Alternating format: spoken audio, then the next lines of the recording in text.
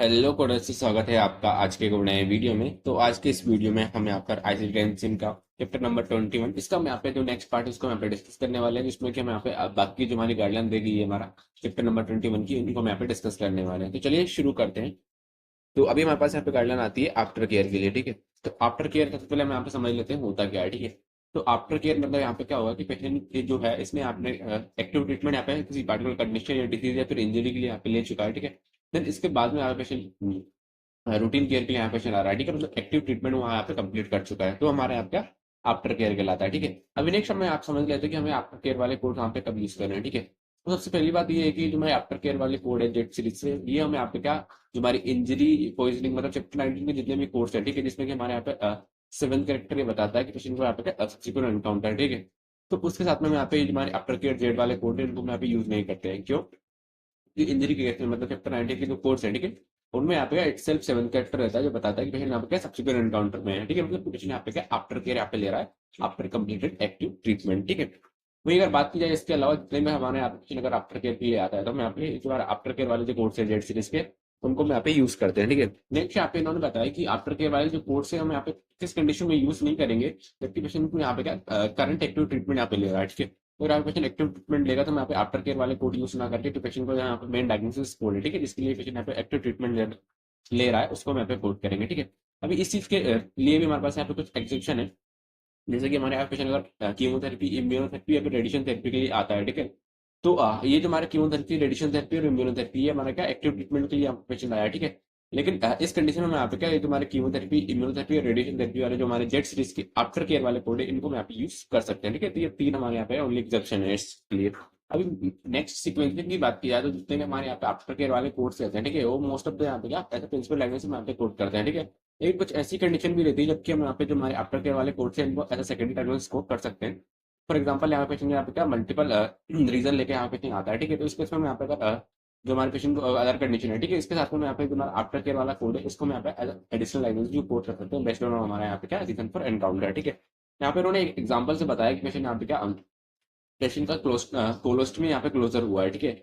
और यहाँ पे पेशेंट किसी और रीजन से यहाँ पे आया था, ठीक है। तो इस केस में हम ये तुम्हारा अटेंशन टू कोलोस्टमी वाला जो कोड है, ठीक है, इसको हम यहाँ पे क्या एज सेकेंडरी डायग्नोसिस कोड करेंगे कि पेशेंट यहाँ पे क्या किसी और रीजन की वजह से यहाँ पे आया था और देन उस टाइम पे यहाँ कोलोस्टमी के लिए यहाँ पे आफ्टर केयर पेशेंट को दिया गया है। हमारे पास यहाँ पे कुछ ऐसे आफ्टर केयर वाले कोर्स भी हैं जो कि हमें यहाँ पे क्या एडिशनल कोर्स यहाँ पे मांगते हैं जब हम यहाँ पे आफ्टर केयर वाला कोर्स कर देंगे, ये बताने के लिए पेशेंट यहाँ पे क्या किस कंडीशन के लिए यहाँ पे पेशेंट आफ्टर केयर यहाँ पे ले रहा है, ठीक है। तो हमें यहाँ पे क्या प्रॉपर इंस्ट्रक्शन नोट्स फॉलो करना अगर हमारे यहाँ पे क्या एडिशनल डायग्नोसिस मांगता है पर्टिकुलर कंडीशन के लिए जिसके लिए यहाँ पेशेंट आफ्टर केयर ले रहा है, तो उसको हमें यहाँ पे क्या एज एडिशनल डायग्नोसिस कोड करना पड़ेगा। यहाँ पे आगे चल के उन्होंने यहाँ पे कुछ टर्मिनोलॉजी बताई जो कि हमारे यहाँ पे आफ्टर केयर में जैसे कि फिटिंग एंड एडजस्टमेंट के लिए आता है, तो ये भी हमारे यहाँ पे क्या आफ्टर केयर है। वही पेशेंट यहाँ पे आर्टिफिशियल ओपनिंग के अटेंशन के लिए आता है, ठीक है, अटेंशन टू आर्टिफिशियल ओपनिंग, तो ये भी हमारा का एक टाइप का आफ्टर केयर है, ठीक है। उसके लिए जो हम यहाँ पे आफ्टर केयर वाले कोड यूज करते हैं हमारे यहाँ पे जेड सीरीज से। नेक्स्ट यहाँ पे उन्होंने बताया कि जो हमारे स्टेटस वाले जो कोर्स है, ठीक है, जिससे पहले वाले वीडियो में जो हमने डिस्कस किए थे उनके साथ हम यहाँ पे क्या जो आफ्टर केयर वाले जेड सीरीज के कोड है इनको हम यहाँ पे यूज कर सकते हैं। जैसे कि फॉर एग्जाम्पल यहाँ पे उन्होंने बताया कि हमारे पास यहाँ पे कोड है Z 95.1 presence of iota coronary bypass graft, ठीक है। तो ये वाला जो हमारा यहाँ पे कोड है इसको मैं यहाँ पे क्या Z 48.812 encounter for surgical after care following surgery on the circulatory system, इसके साथ हम यहाँ पे यूज कर सकते हैं ये बताने के लिए कि पेशेंट में यहाँ पे प्रोसीजर क्या हुआ है जिसके लिए पेशेंट यहाँ पे आफ्टर केयर ले रहा है, ठीक है। तो ये हमारा कोड है जेड 48.812, ये तुम्हारे यहाँ पे बता रहा है कि पेशेंट ने आपका सर्जिकल आफ्टर केयर के लिए आया है तो इसकी यहाँ पे सर्जरी हुई है सर्कुलेटरी सिस्टम पे, ठीक है। लेकिन अगर हमें यहाँ बताना है कि सर्कुलेटरी सिस्टम में सर्जरी क्या हुई है, ठीक है, तो मैं यहाँ पे क्या स्टेटस कोड यूज कर सकते हैं Z 95.1 presence of iota coronary bypass graft, ठीक है। मतलब पेशेंट का यहाँ पे क्या सीएबीजी यहाँ पे हुआ है। नेक्स्ट यहाँ पे उन्होंने बताया कि हमें आपका स्टेटस कोड यहाँ पे यूज नहीं करेंगे हमारा आफ्टर केयर वाले कोड के साथ में। अगर ये जो हमारा आफ्टर केयर वाला जो कोड है इटसेल्फ हमें यहाँ पे क्या स्टेटस की यहाँ पे इन्फॉर्मेशन देता है। जैसे कि फॉर एग्जांपल हमारे पास यहाँ पे कोड है जेड 43.0 जो तुम्हारे यहाँ पे बताता है encounter for attention to tracheostomy, ठीक है। तब इस वाले कोड के साथ हम यहाँ पे जो हमारा कोड है जेड 93.0 ट्रेकियोस्टमी स्टेटस, इसको हम यहाँ पे सेपरेटली कोड नहीं करेंगे, क्यों? क्योंकि ये जो हमारा कोड है जेड 43.0 इटसेल्फ हमारा यहाँ बता रहा है कि पेशेंट के आपके ट्रेकियोस्टमी हो रखी है, ठीक है। तो अभी आप यहाँ पे देख सकते हैं इन्होंने यहाँ पे कैटेगरी लिस्ट करी है हमारी आफ्टर केयर वाली Z 42 encounter for plastic and reconstructive surgery, Z 43 encounter for attention to artificial opening, ठीक है। और आर्टिफिशियल ओपनिंग यहाँ पे होगी मतलब कि ट्रेकियोस्टमी हो सकती है, कोलोस्टमी हो सकती है, गेस्टोस्टमी हो सकती है, ठीक है।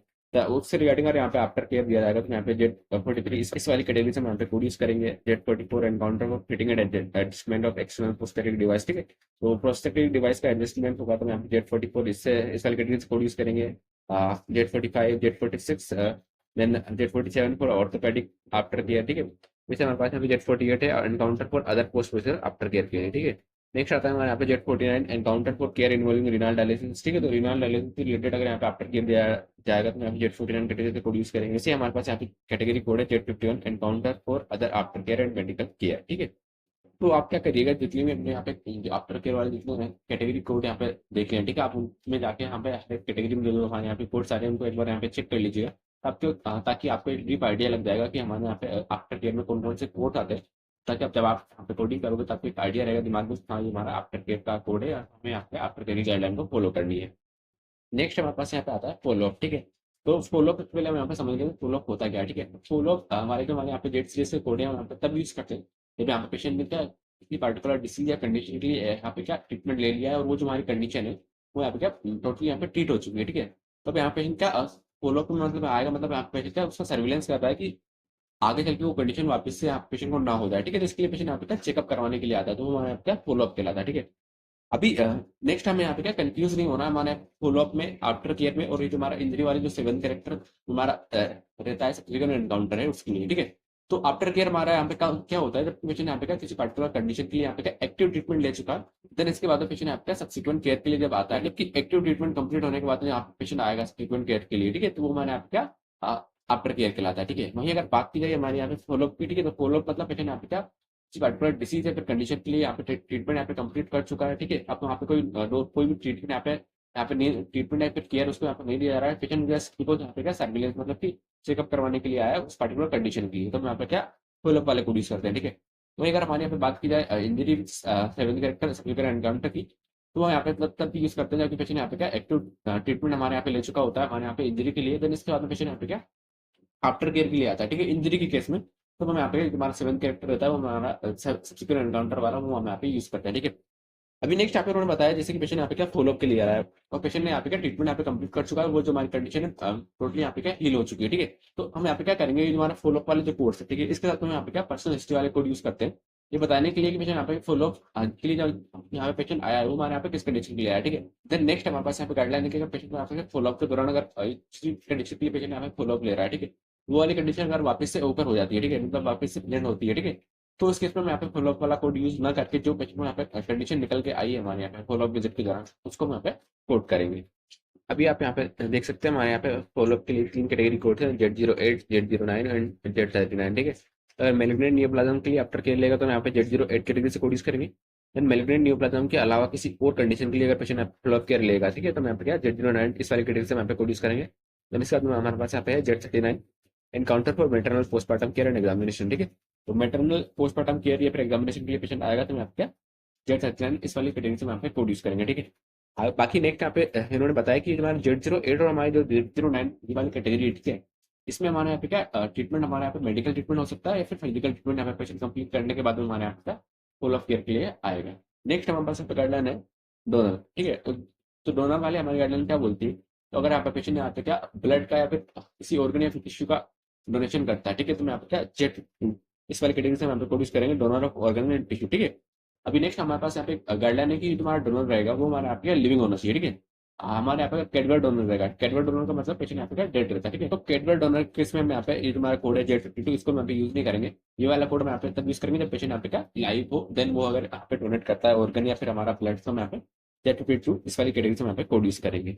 हमारे पास गाइडलाइन है काउंसलिंग के लिए, ठीक है। तो काउंसलिंग हमारे यहाँ पे क्या होता है, आप पेशेंट को कोई पर्टिकुलर डिसीज या फिर कंडीशन हो गई, ठीक है, फिर इसके बाद तो पेशेंट यहाँ पे क्या काउंसलिंग लेने आया है, तो क्या काउंसलिंग के दौरान यहाँ पे क्या यहाँ पे एजुकेट किया जाता है, उसको यहाँ पे बताया जाता है कि कैसे उस पर्टिकुलर कंडीशन से आप पेशेंट को डील करनी है, क्या क्या समस्या यहाँ पे आ सकती है, तो हम यहाँ पे क्या काउंसलिंग वाले कोड यूज करते हैं, ठीक है। तो अभी आप यहाँ पे चेक कर सकते हैं हमारे पास यहाँ पे Z30.0 से लेके हमारे पास यहाँ पे Z71 और हमारे यहाँ पे Z76.81 तक हमारे यहाँ पे काउंसलिंग वाले कोर्स हैं, ठीक है। नेक्स्ट हमारे पास यहाँ पे गाइडलाइन है encounter for obstetric and reproductive services, ठीक है। तो ये हमारी गाइडलाइन रिलेटेड है जब पेशेंट में यहाँ पे क्या ऑब्स्टेट्रिक रिलेटेड कंडीशन है, ठीक है। तो उस टाइम पे जो हमारे यहाँ पे Z से कोड यूज होते हैं उनके रिगार्डिंग हमारे पास यहाँ पे गाइडलाइन है, ठीक है। तो उसके लिए यहाँ पे उन्होंने बताया Z34 कैटेगरी के बारे में, ठीक है, मैंने यहाँ पे किसके लिए encounter for supervision of normal pregnancy, ठीक है। तो ये जो हमारा कोड है Z34, ये हमारा यहाँ पे क्या only as a principal language से हम यहाँ पे कोड करते हैं, ठीक है। और जब हम यहाँ पे ये वाला कोड यूज करेंगे Z34, ठीक है, तो इसके साथ में यहाँ पे क्या कोई सा भी हमारा जो चैप्टर 3 वाले कोड्स हैं वो सीरीज के, उनको हम यहाँ पे यूज नहीं करते हैं, ठीक है। नेक्स्ट हमारे पास यहाँ पे गाइडलाइन है Z30 है, वीक ऑफ गेस्टेशन से रिलेटेड, ठीक है। तो ये काफी कंफ्यूजन रहता है बहुत सारे बच्चों को कि कब हमें यहाँ पे गेस्टेशन वाले कोड यूज करना है, कभी हमें यहाँ पे यूज नहीं करना है, ठीक है। तो यहाँ पे इस गाइडलाइन में यहाँ पे उन्होंने क्लियरली बताया है कि ये जो हमारा कोड है वीक ऑफ गेस्टेशन के लिए Z3 कैटेगरी से, ठीक है। तो ये वाला कोड हमारे तब यूज नहीं करना जबकि हमारे आपका अबॉर्टिव आउटकम्स रहता है प्रेगनेंसी का, ठीक है। अबॉर्टिव आउटकम का मतलब हमारे यहाँ पे क्या हुआ, पेशेंट को जो वहाँ पे प्रेगनेंसी है, ठीक है, उसका वो हमारे यहाँ पे नॉन वायबल है, ठीक है। तो उस केस में हम आपका ये तुम्हारे Z3 कैटेगरी तुम्हारे यहाँ पे कोड यूज हुए हैं, ठीक है, इनको यहाँ पे यूज नहीं करते। जैसे कि आप उन्होंने आगे स्पेसिफाई किया है, हमारे पास यहाँ पे कैटेगरी है O00 से लेकर हमारे यहाँ पे O0 है, ठीक है। तो ये हमारी कैटेगरी के जितने भी कोर्स हमारे यहाँ पे रहेंगे, ठीक है, इनके साथ में यहाँ पे क्या कभी भी हमारा Z3 कैटेगरी का जो हमारे यहाँ पे कोड है वीक ऑफ गेस्टेशन वाला, इसको यहाँ पे यूज नहीं करते, ठीक है। ये हमारे साथ सारे क्या अबॉर्टिव आउटकम वाले कैटेगरी कोड्स हैं, ठीक है। नेक्स्ट है इलेक्टिव टर्मिनेशन ऑफ प्रेगनेंसी, ठीक है। तो अगर यहाँ पेशेंट क्या इलेक्टिव टर्मिनेशन ऑफ प्रेगनेंसी के लिए आएगा, ठीक है, तो उस केस में हमारे पास यहाँ पे कोड आता है Z33.2, ठीक है। इसके साथ में हम यहाँ पे क्या ये जो हमारा कोड है Z3 कैटेगरी से वीक ऑफ गेस्टेशन के लिए हम यहाँ पे यूज नहीं करते हैं, ठीक है। देन नेक्स्ट है पोस्टमार्टम कंडीशन, ठीक है। तो अगर यहाँ पेशेंट को पोस्टमार्टम पीरियड से रिलेटेड कोई कंडीशन है, ठीक है, तो उसके साथ में हम यहाँ पे क्या ये तुम्हारी वीक ऑफ गेस्टेशन वाले कोड है Z3 कैटेगरी से, इनको हम यहाँ पे यूज नहीं करते, ठीक है।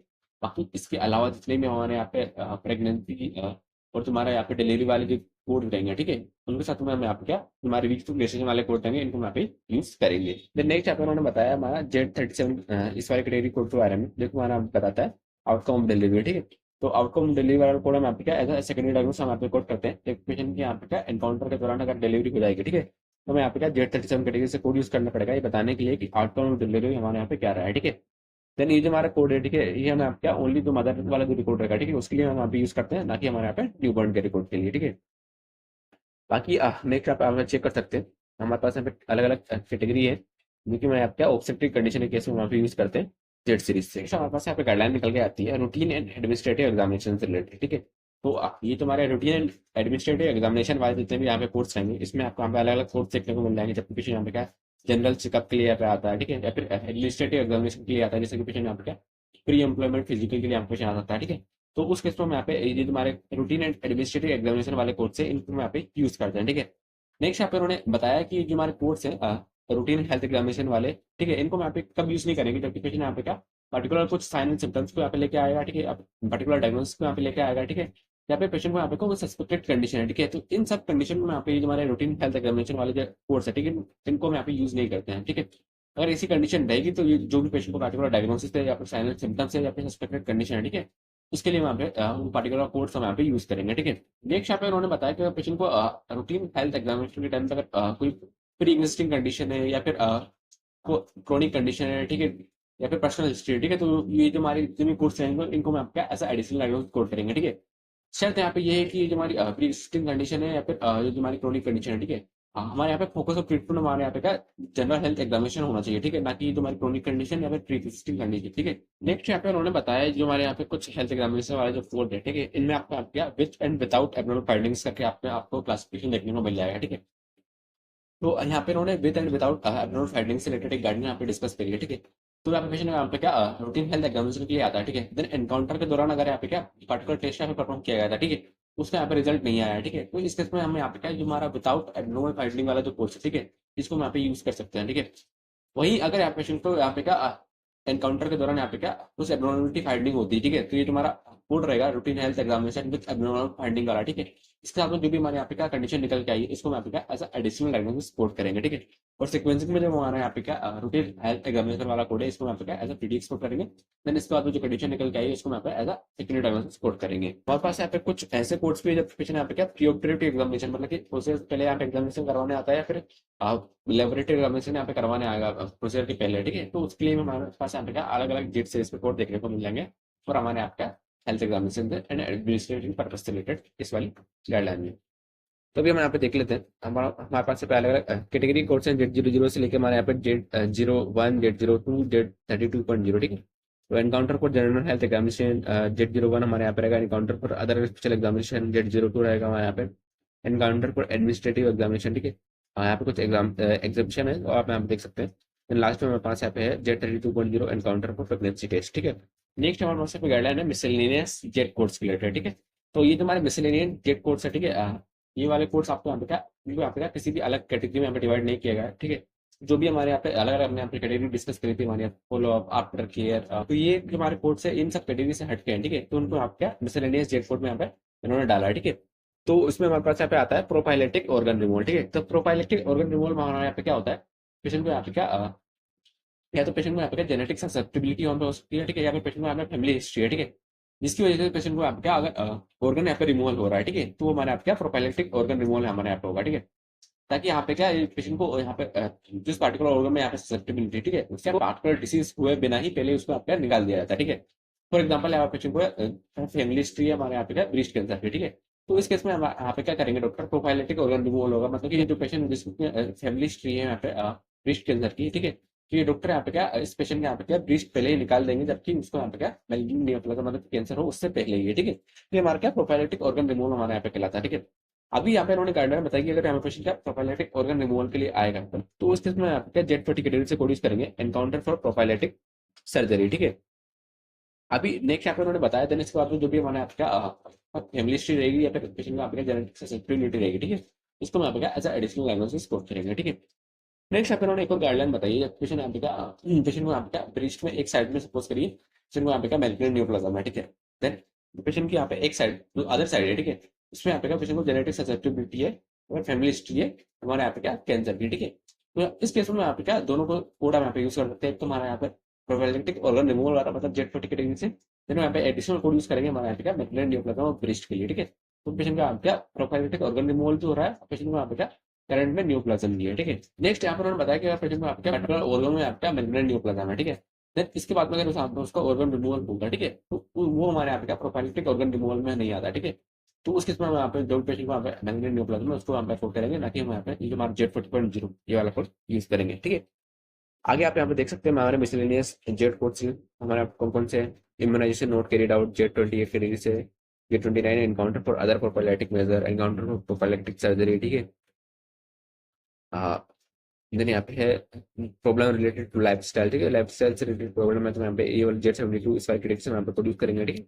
आगे यहाँ पे उन्होंने बताया कि ये वाला कोड हम यहाँ पे तब यूज करते हैं जब पेशेंट का यहाँ पे डॉक्यूमेंटेशन में इसमें प्रोवाइड हो कि पेशेंट का यहाँ पे क्या एसोसिएटेड प्रॉब्लम है हमारे आपका रिलेटेड लाइफस्टाइल की वजह से, ठीक है।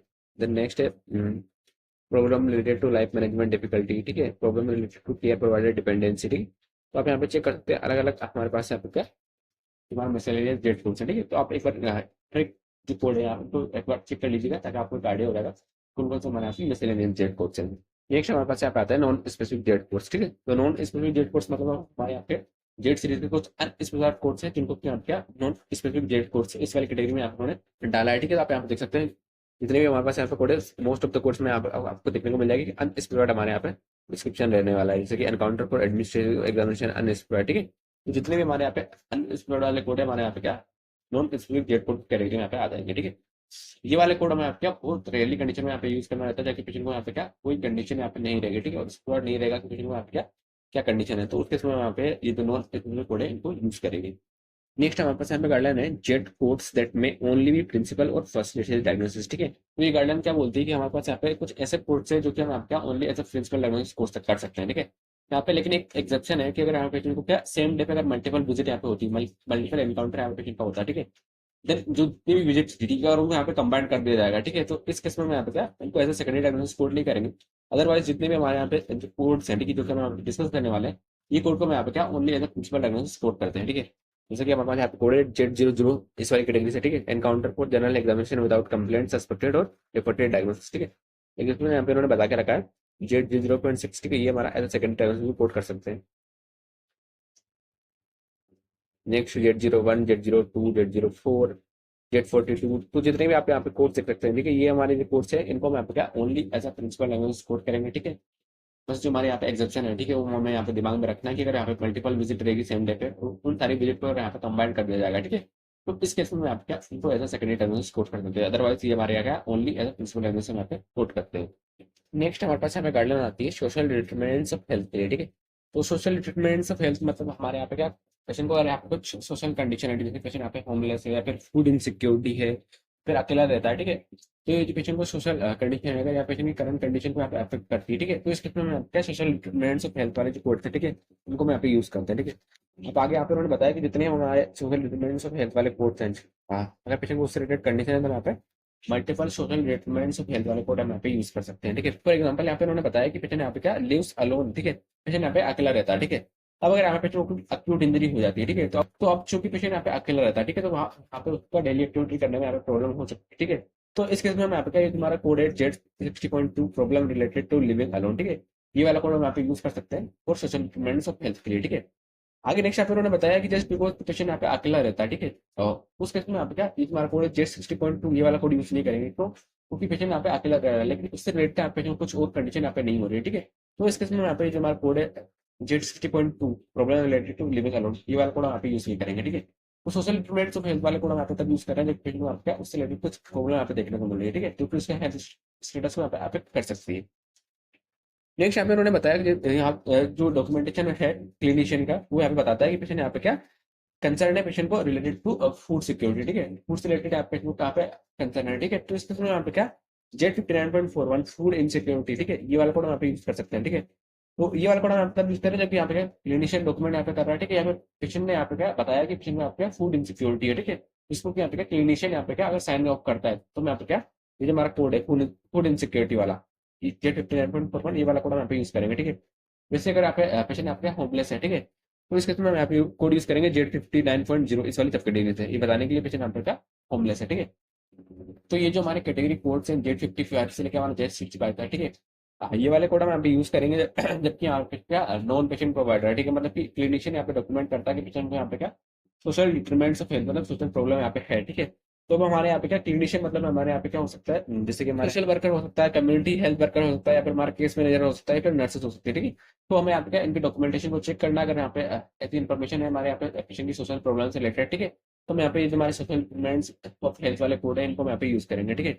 आप बाकी नेक्स्ट यहाँ पे उन्होंने बताया कि ये जो अगर आप पेशेंट अगर खुद से इससे बताता है कि पेशेंट को यहाँ पे कुछ सोशल प्रॉब्लम है, ठीक है, तो इस केस में अगर यहाँ पे पेशेंट जो प्रोवाइडर या फिर क्लिनिशियन उस पर्टिकुलर कंडीशन को अगर साइन करता है, तो उस केस में भी हम यहाँ पे जो हमारे सोशल डिटरमिनेंट्स ऑफ हेल्थ वाले कोड है इनको हम यहाँ पे यूज कर सकते हैं।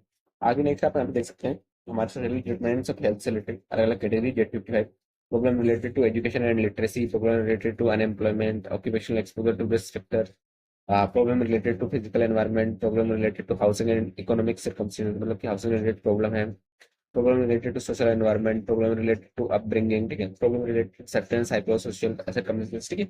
तो अगर कुछ भी अगर हमें यहाँ पे सोशल डिटरमिनेंट्स ऑफ हेल्थ यहाँ पे मिलता है, ठीक है, जो कि मैं यहाँ पे क्या अगर क्लिनिशियन या फिर प्रोवाइडर साइन ऑफ करता है, तो उसके में यहाँ पे सोशल डिटरमिनेंट्स ऑफ हेल्थ वाले कोड यूज करेंगे। यहाँ पे मैंने कुछ प्रैक्टिस डिस्कस यहाँ पे नहीं किया, ठीक है, तो अगर आपको यहाँ पे चैप्टर 21 से रिलेटेड प्रैक्टिस लेनी चाहिए तो यहाँ पे डिस्क्रिप्शन में आपको लिंक प्रोवाइड करिए, जिसमें जाके आप यहाँ पे क्या इस बार चैप्टर 21 से रिलेटेड जितने भी हमारा प्रैक्टिस हुए आप यहाँ पर डिस्कस कर सकते हैं।